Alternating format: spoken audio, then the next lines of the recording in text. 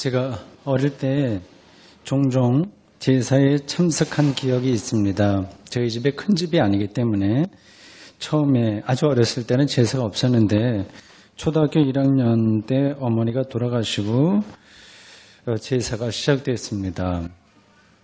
제삿날만이 아니라 추석하고 설날 이런 때도 제사를 드리니까 1년에 3번 있는 셈이에요. 여러분들 중에서도 제사에 직간접적으로 참여한 분들이 계실 겁니다. 믿지 않는 시댁에 가서 믿는 며느리가 좀 마음고생했다, 그런 얘기도 가끔 있습니다. 우리나라의 이 제사 제도를 종교적으로 너무 예민하게 생각할 필요는 없습니다. 조상에 대한 추모이자 후손들의 어떤 친목 정도로 여기면 됩니다. 구약 성경에도 이 제사에 대한 이야기가 자주 나와요. 우리 제사는 조상들을 추모 혹은 기리는 것이라고 한다면 이스라엘 사람들의 제사는 하나님을 향한 겁니다. 예루살렘 성전은 순전히 이러한 제사 드리기 위한 용도로 건축되었습니다. 그것에서 전문적으로 제사 업무를 감당하던 이들이 제사장들이죠. 제사도 여러 가지 종류가 있어요. 하루에 2번씩 드리는 것도 있고 일주일에 한 번 드리는 것도 있고요. 수시로 드리거나 또 1년에 딱 한 번 크게 드리는 제사도 있고요. 공식적으로 하는 것도 있고 개인이 사적으로 가서 드리는 그런 제사도 있고 그렇게 종류가 여러 가지입니다. 고대 이스라엘은 어느 나라도 마찬가지지만 종교와 정치가 분리되지 않았기 때문에 이 제사장들의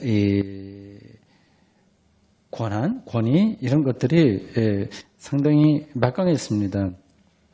경우에 따라서는 왕보다도 이 제사장 혹은 대제사장들의 이 권력이 더 클 때도 있습니다.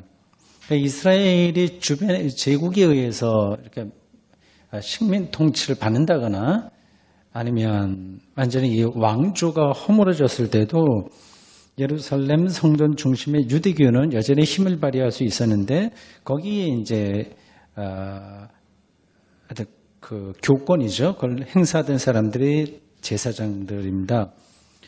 예수님 당시에는 로마의 지배를 받고 있어서 왕정이고 뭐가 아무것도 없었어요. 외교권도 없었고요. 그 이스라엘 그 당시에 모든 것을 결정하는 최고 집행기관이 산헤드린이라고 합니다. 90여 명의 사람들로 구성되는데 거기에 주요 이제 구성원들이 제사장들이었습니다. 이 제사장들의 최고 위직을 이제 대제사장이라고 해요. 뽑아서 이제 금년 한 해 모든 걸 책임지고 이렇게 돌아가면서요. 전임 대제사장들 있어서 대제사장 집단이 상당한 그 권한을 행사했습니다. 로마 가톨릭으로 얘기하자면 교황, 이게 대제사장이라고 할 수 있고 추기경들이 제사장 이렇게 볼 수 있습니다. 고대 이스라엘 사람들이 이 제사를 중요하게 생각했던 이유는 이 예루살렘 성전을 건축했다고 하는 데서 우리가 알 수 있잖아요. 그 이유는 자기들의 운명이 하나님의 손에 달려있다고 믿었기 때문에 그렇습니다. 그러니까 하나님과의 관계가 잘 유지돼야만 자신들의 미래, 자신들의 운명이 보장된다고 생각을 했습니다. 하나님과의 이 관계를 파괴하는 가장 결정적인 요소를 그들은 뭐라고 봤을까요? 죄라고 봤습니다. 당연한 이야기죠. 죄는 생명을 약화시키거나 파괴하는 것이기 때문에 이 세계를 창조하신, 생명을 창조하신 하나님에게는 허용될 수 없는 것이었어요. 그래서 구약 성경은 이 죄 문제를 아주 집요하고 그리고 신랄하게 문제 삼고 있습니다. 창세기 앞부분에는 몽땅 그런 얘기라고 하는 거 아시죠?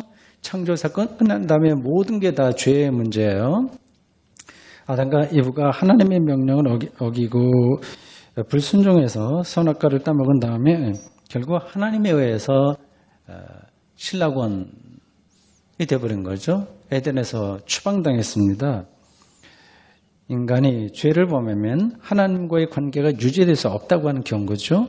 뒤이어서 나오는 가인의 아벨 살해 사건도 같은 의미입니다. 시기심으로 동생 아벨을 돌로 쳐 죽인 이 가인은 하나님에 의해서 공동체에서 추방당합니다.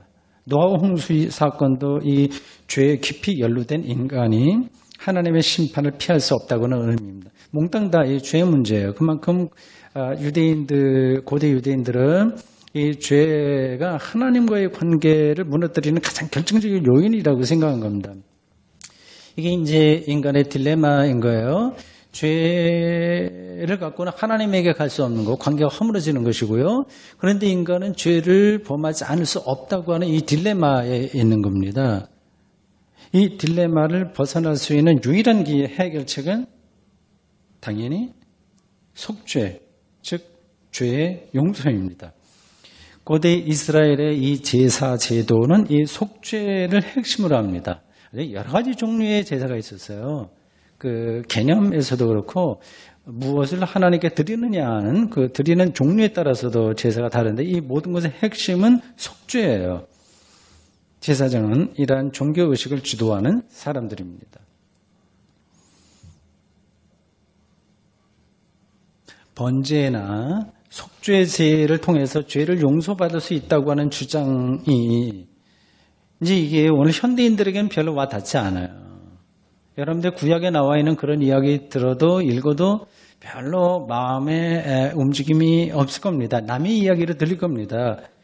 오늘 우리하고는 거리가 멀다 하고 느끼는 거죠. 현대인들의 이러한 속죄 종교 의식과는 거리가 먼 세상을 사는 게 분명히 보입니다. 양심이 없어서가 아니라 이 시대가 그렇게 되어 있는 거예요. 다음과 같은 이야기입니다. 죄 또는 잘못한 일이 있으면 그에 상응하는 책임을 지면 충분하다 이렇게 여기는 거예요. 그래서 자기가 잘못한 상대에게 말로 용서를 구할 수도 있고요. 그럼 해결된다고 봐요. 때로는 국가에 벌금을 물을 수도 있어요. 그리고 감옥에 갈 수도 있습니다. 그걸 해결하면 되는 거예요. 실정법 기준으로 죄 문제를 처리하는 겁니다. 그게 이제 쿨한 거기도 하고요. 그렇게 의식을 하면서 살아갑니다. 그런데 이 법이라고 하는 게 인간 삶에서 벌어지는 잘잘못을 다 해결해 준다면 다행이겠지만 전혀 그렇지 못합니다. 오히려 이 법 때문에 실정법이요. 이 법 때문에 오히려 불법과 죄가 합법화되는 경우가 더 많습니다. 역설적인 거예요. 바르게 하려고 했던 그 법들이 오히려 삶을 파괴하는 경우가 많습니다. 그러니까 돈만 많으면 능력 있는 변호사를 구해서 처벌을 면할 수도 있고요. 그런 경제적인 능력이 없으면 재판에서 억울한 일을 당하는 경우도 많이 있잖아요. 그러면서 그게 당연하다고 다들 생각하면서 사는 겁니다. 그러니까 이런 식으로 세상을 경험하는 현대인들의 그 의식구조에는 구약 성서가 말하는 하나님 앞에서의 속죄 개념이 들어갈 틈이 전혀 없어 보입니다. 예수를 믿는 사람들도 아마 대충 그런 식으로 살아갈 거예요. 이것과는 정반대로 어떤 기독교인들은 매사에 죄책감을 느낍니다. 이것도 하나의 극단으로서 심리적으로 병든 상태예요. 그 죄로 인해서 모든 불행이 일어난다고 생각합니다. 심지어는 어떤 사람들은 그 상태로 계속 억압을 받은 사람들은 11조 헌금을 정확하게 하지 못했다거나 새벽 기도에 한번 빠졌기 때문에 교통사고도 나고 아이들이 병들기도 한다고 여깁니다. 이렇게 심리학적인 차원에서 죄를 받아들이는 기독교인들은 교회에 와서 기도를 드릴 때마다 자기가 죄인이라고 하는 사실을 반복해서 확인하고요. 오늘 우리 예배 중에 사죄 기도 드리는 거하고는 다른 차원의 문제예요. 용서를 구하고 용서받았다는 안도감을 얻습니다. 심리적인 차원인 거예요. 교회에서 그렇게 가르치는 경우도 많이 있어요. 세리와 부자의 비유, 누가복음 18장 9절에서 14절에 나오는 이 이야기에서 자신을 죄인으로 규정한 세리의 믿음을 그럴듯한 그런 식으로 이제 해석을 하는 거죠. 이런 해석은 옳지 않습니다. 이 비유는 자책하는 세리가 아니라 그게 주인공이 아닌 거예요. 그게 아니라 자기 스스로 의로운 척하면서 다른 사람을 멸시하는 전문 종교인들을 향한 충고입니다.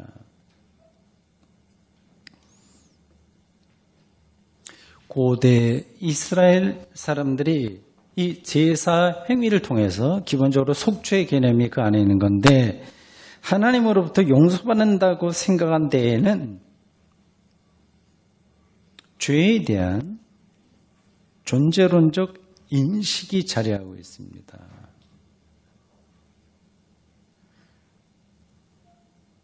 도둑질을 했을 경우에 율법에 따라서 몇 배로 변상한다고 해서 이 문제가 해결되지 않는다고 본 거예요. 그러니까 남의 것을 소유하고 싶다고 하는 욕망은 그 변상했다고 해서 없어지는 게 아니라 그대로 남아있죠. 그리고 변상받은 사람도 단순히 재물만이 아니라 정신적으로 얼마나 큰 후유증을 겪게 될지 아무도 모릅니다. 죄와 죄의 결과에는 사람들이 어떤 방식으로도 다 추정 혹은 추적할 수 없는 까마득한 깊이와 넓이가 놓여 있다고 하는 게 분명합니다. 고대 이스라엘 사람들의 생각에 따르면 이런 죄의 존재론적 깊이, 변상에서 해결될 수 없는 그 막강한 어떤 세력 이런 것들은 하나님에 의해서만 해결될 수 있습니다. 그렇게 봤어요. 굉장히 진지한 태도인 거예요. 삶에 대한 진지한 태도입니다. 이런 태도로 그들은 속죄 제사를 드렸습니다. 1년에 단 한 번 대속죄일에는 이스라엘 모든 사람들이 알지 못하고도 지은 죄까지 용서를 바라는 그러한 태도로 제사를 드렸어요. 이런 제사를 주관하는 사람이 대제사장이었습니다.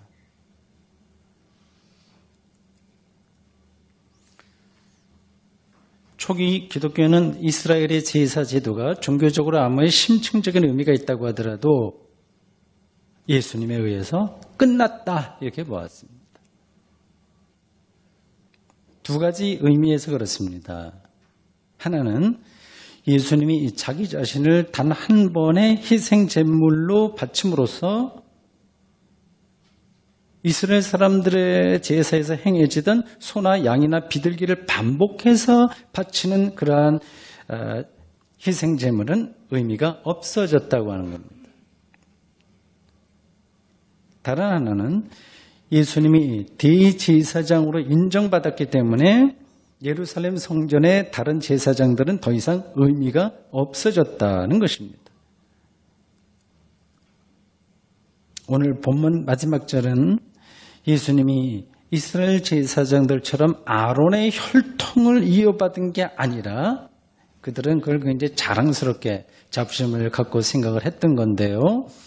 멜기세덱의 전통을 이어받았다고 히브리서 5장 10절에서 이야기하고 있습니다. 이에 관한 자세한 설명이 그 다음 7장에 자세하게 나옵니다. 멜기세덱 이야기요. 창세기 14장 17절 이하가 그 배경입니다.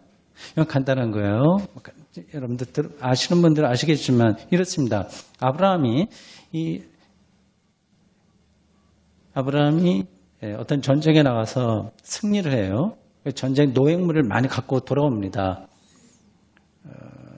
그때 그 길목에서 멜기세덱이라고 하는 살렘 왕이자 제사장이 그를 맞아서 이 아브라함을 축복해요.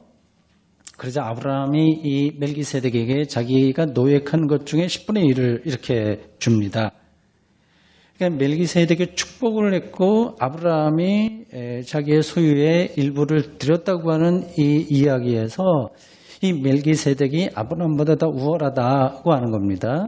지금 히브리서 기자가 그걸 설명하는 것을 여러분들에게 다시 전하는 거예요.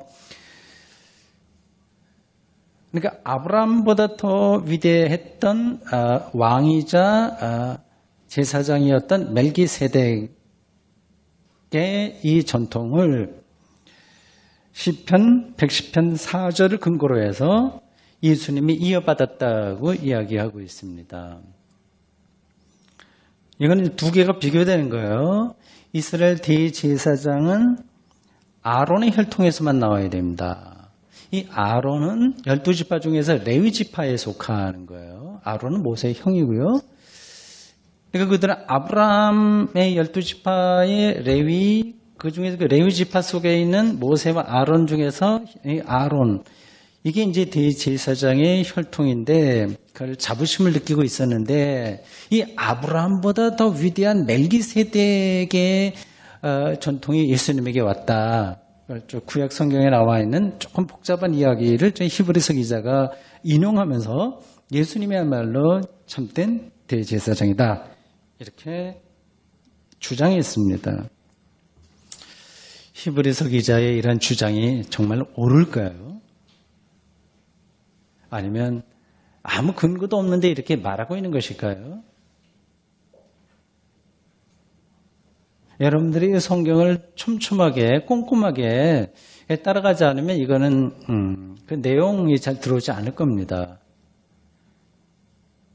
일단 그의 설명을 구절에서 좀 들어보겠습니다. 다음과 같이 이야기합니다. 온전하게 되셨은즉, 이소그리스도에 대한 설명이에요. 온전하게 되셨은즉 자기에게 순종하는 모든 자에게 영원한 구원의 근원이 되시고, 여기서 예수님이 온전하게 되었다는 사실이 바로 영원하고 참된 대제사장이라고 하는 진술의 근거예요. 이게 멜기세덱, 그러니까 아브라함의 지파보다도 더 우월했던 이 멜기세덱의 전통에 근거해서 참된 제사장이 바로 예수님이라고 하는 근거가 바로 예수님이 온전하게 되었다고 하는 데 있는 겁니다. 조금 복잡하죠? 조금 더 설명을 들어보십시오.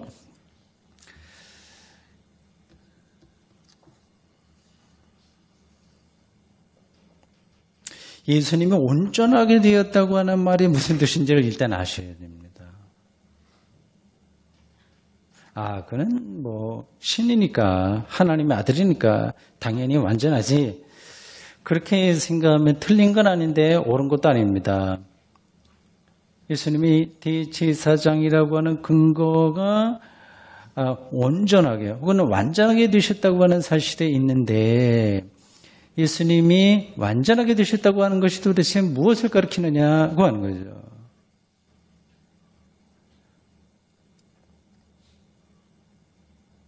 그것은 예수님이 영광을 받으셨다는 뜻입니다.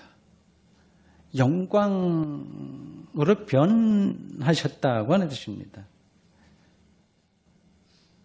공생애 중에는 이 영광, 하나님의 영광이죠. 하나님의 존재 방식을 영광이라고 하는 거예요.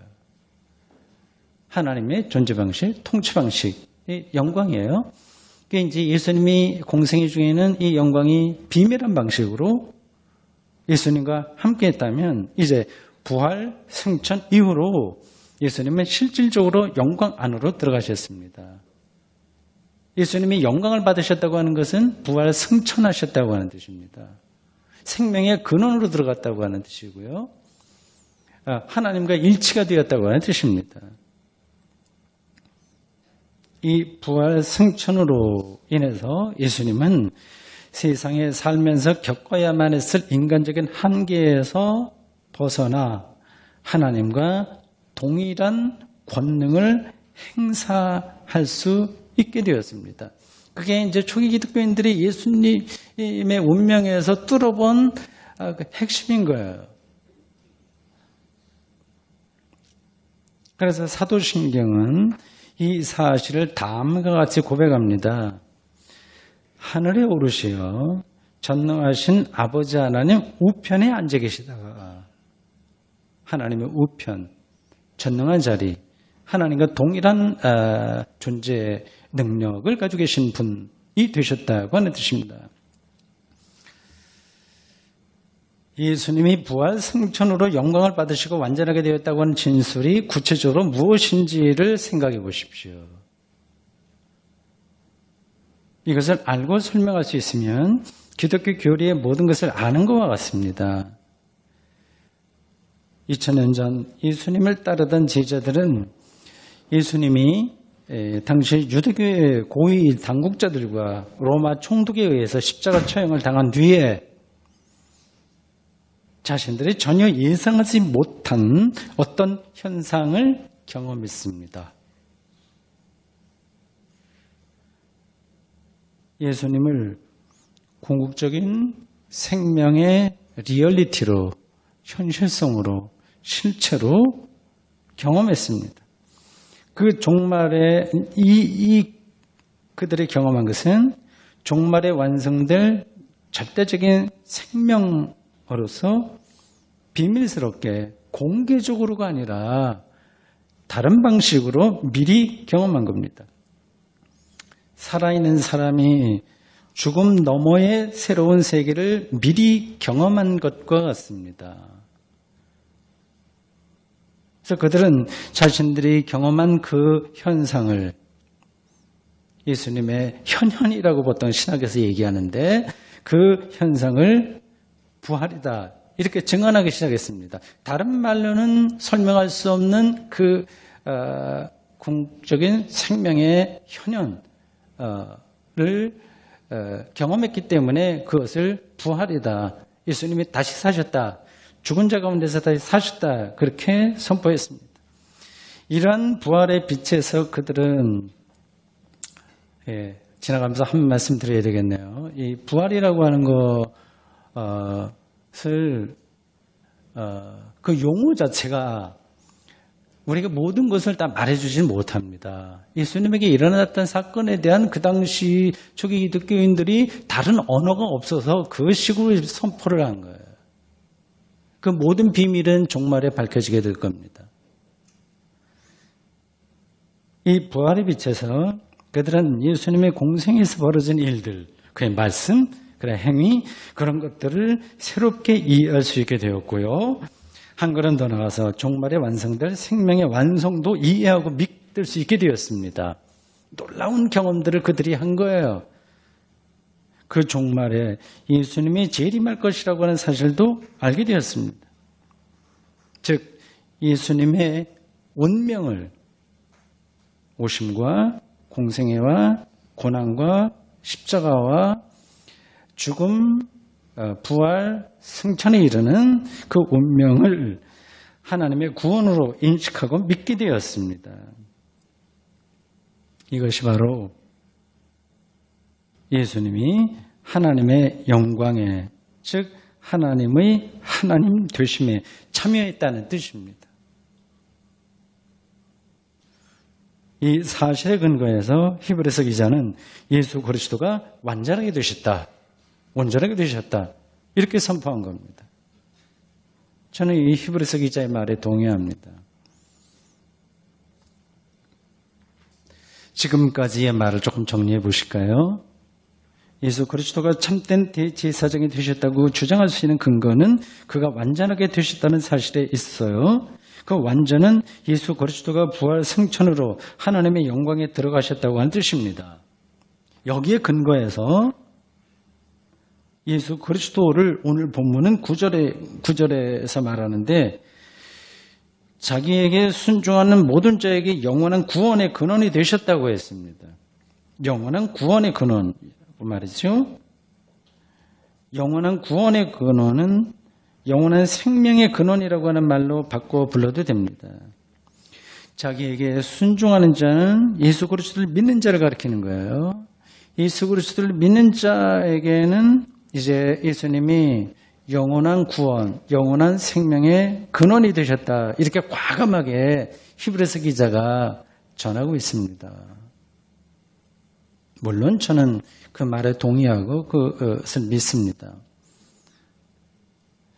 이러한 교리를 여러분들은 다 알고 계시죠? 설교라고 하는 것이 별게 아니라 알고 있는 것을 다시 한번 정리하는 겁니다.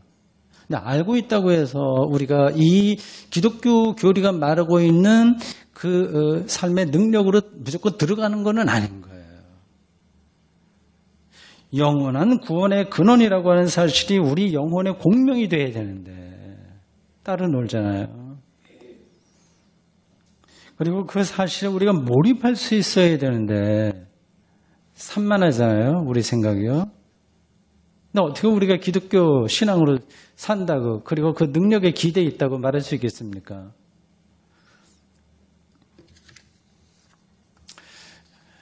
비유적으로 말씀드리면 사랑, 개론서, 어떤 소설 이런 것들을 읽었다고 해서 그가 사랑의 능력이 휩싸이는 건 아니잖아요. 사랑은 실제 느낌이고 경험이지 단순한 정보와 논리가 아니기 때문입니다. 여러분 스스로에게 질문해 보십시오. 예수가 영원한 구원의 근원이라고 하는 경험이 우리에게 실제로 주어진 것일까요?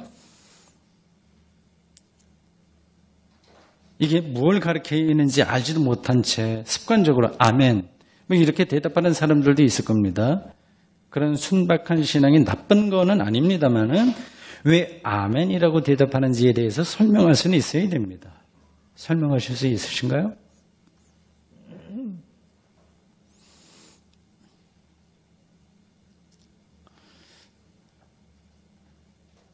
저의 설명을 조금 더 듣고 싶으신가요?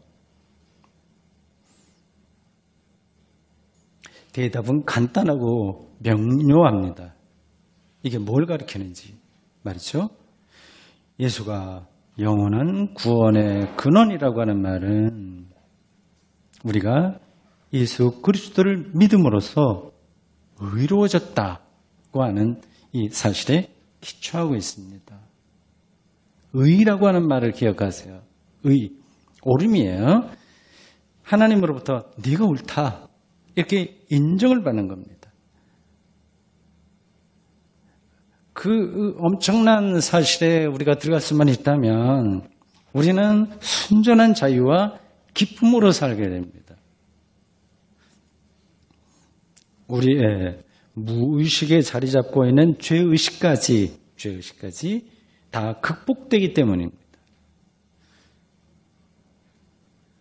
마치 수능 시험의 결과에 상관없이 자기가 원하는 대학에 들어갈 수 있다고 하는 소식을 들었을 때 느낌과 약간 가까이 가는 그런 것일지 모릅니다. 그래서 바울은 로마서 8장 1절에서 이렇게 말했습니다. 참 놀랍네요. 그러므로 이제 그리스도 안에 있는 자에게는 결코 정죄함이 없나니. 예수 그리스도를 믿는 사람들은 죄로부터 벗어났다는 뜻입니다. 여기서 말하는 죄는 자기를 실현하려고 하는 모든 욕망 자체를 가리키는 거예요. 죽을 때까지 그치진 않을 겁니다.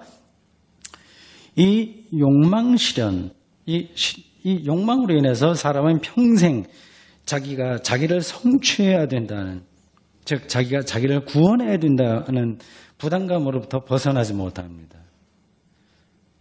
사람들은 그걸 삶이라고 착각하는 거예요. 자기 성취요. 결코 정죄함이 없다고 하는 말은 그리스도 안에서 이런 자기 실현의 욕망으로부터 완전히 자유로워졌다고 하는 뜻입니다. 그렇습니다.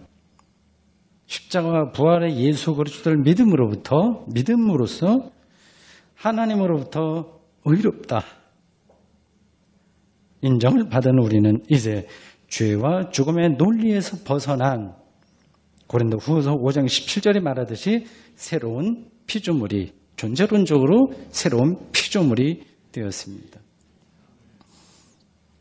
이런 사실을 영혼 깊이에서 이해하고 믿는 사람은 예수가 영원한 구원의 근원이라고 하는 사실을 인정하지 않을 수 없습니다.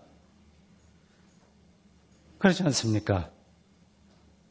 예수 그리스도 이외에 여러분을 새로운 피조물이 되게 하는 다른 근원이 있으면, 그걸 발견했으면 저에게 나중에 한번 말씀해 주십시오.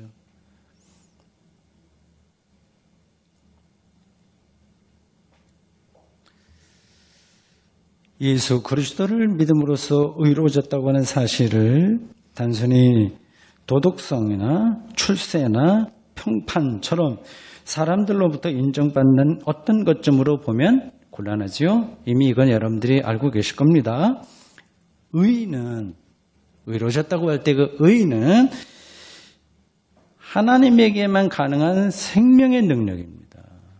누가 착하다 말다 이런 차원이 아닌 거예요. 세상을 하나님이 창조하셨듯이 하나님만 의로우실 뿐만 아니라 하나님만이 의가 무언지를 결정하실 수 있는 거예요. 그래서 우리가 이 의를 얻기 위해서 해야 될 일은 하나도 없습니다. 그 어떤 인간적인 성취로도 의를 이룰 수가 없습니다. 인간의 그 어떤 노력으로도 이 세상을 무로부터 창조할 수 없듯이 불가능한 일입니다. 노벨상을 타거나 목사와 선교사로 사는 것도 실질적으로는 아무런 도움이 되지 않습니다. 오직 예수 그리스도에 대한 믿음만 필요할 뿐이지 더 부가적으로 필요한 것은 없습니다. 예수 그리스도만이 영원한 구원의 근원, 영원한 생명의 근원이기 때문입니다. 이러한 전반적인 맥락을 바탕에 놓고 우리는 히브리서 기자와 동일한 믿음으로 다음과 같이 고백할 수 있습니다. 예수 그리스도만이 우리를 하나님 앞에 담대히 설 수 있게 하는 영원한 대제사장이십니다. 아멘.